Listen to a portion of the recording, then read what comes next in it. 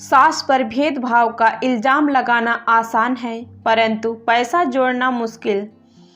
दिल चाहता है ऐसा हार मेरे पास भी हो। बेहद खूबसूरत हार है आपका दीदी।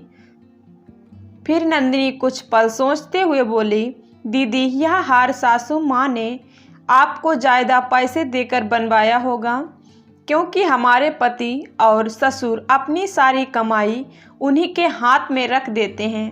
मम्मी जी आपको रोज़ाना मुझसे ज़्यादा जेब खर्च देती होंगी।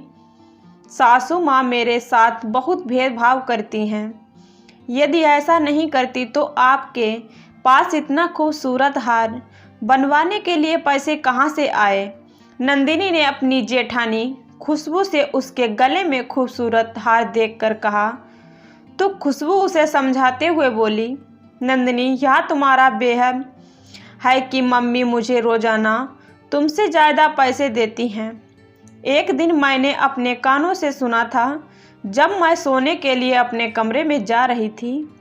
पापा जी मम्मी को ऑफिस से आकर तनख्वाह के पैसे देते हुए कह रहे थे, दोनों बहुओं में कभी फ़र्क मत करना, उन्हें रोज़ाना बराबर जेब खर्च देना। यदि तुमने किसी दिन बहुओं में भेदभाव किया तो उसी दिन से मैं और दोनों बेटे तुम्हें अपनी तनख्वाह देनी बंद कर देंगे। तब मम्मी उनसे वादा करते हुए बोली, मैं अपनी बहू के कभी भेदभाव नहीं करूँगी, उन्हें रोज़ाना बराबर जेब खर्च दूँगी। सच कहूँ मम्मी, हम दोनों में कभी भेदभाव नहीं करती, वह हमेशा हमें बराबर जेब खर्च देती। यदि तेरा दिल चाहता है ऐसा हार पहनने को तो तू इसे अपने पास रख ले, मैं दूसरा हार बनवा लूँगी, परंतु सास पर कभी भेदभाव करने का इल्ज़ाम मत लगाना। खुशबू की बात सुनकर बोली, दीदी, आप इतना पैसा कहाँ से लाओगी? क्या जेठ जी की आपको अलग से तनख्वाह देते हैं? देवरानी की बातें सुनकर खुशबू मुस्कुराते हुए बोली, मेरे पति अभी मुझको अलग से पैसे नहीं देते, वह जो भी कमा कर लाते हैं सब मम्मी के हाथ पर रख देते हैं। मम्मी जी रोज़ाना हमें जेब खर्च के जो पैसे देती हैं, मैं उन्हें खर्च करने की वजह अपने पास जमा कर लेती हूँ। नंदिनी बूंद बूंद से घड़ा भरता है, मैंने उन्हें पैसों को जोड़कर ही अपने लिए हार बनवा लिया। तू अपने पैसे को जोड़ने की बजाय मौज मस्ती में उड़ा देती है।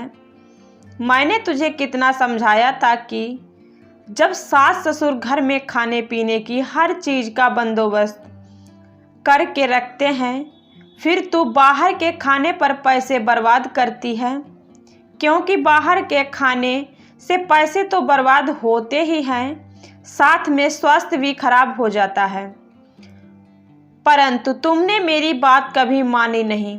खाने का शौक होना अच्छी बात है, परंतु तुम कई बार अपनी सहेलियों की देखा देखी ऐसी चीज़ें भी खरीद लेती हो जो हमारे किसी काम की नहीं होती हैं, उनमें भी तो पैसा बर्बाद होता है।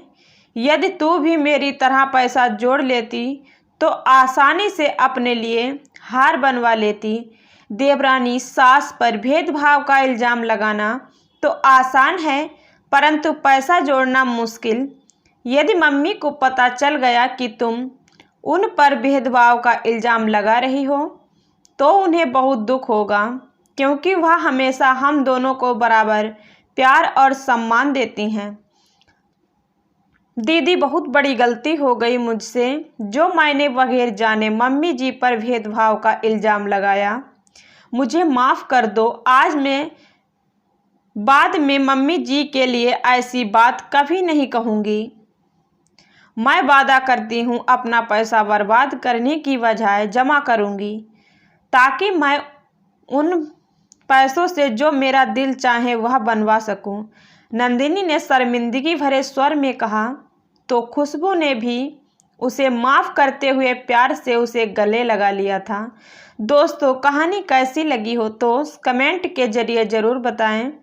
चैनल पर नए हैं तो सब्सक्राइब करके ही जाएं। धन्यवाद दोस्तों, फिर मिलती हूँ अगले ब्लॉग के साथ। तब तक के लिए राधे राधे।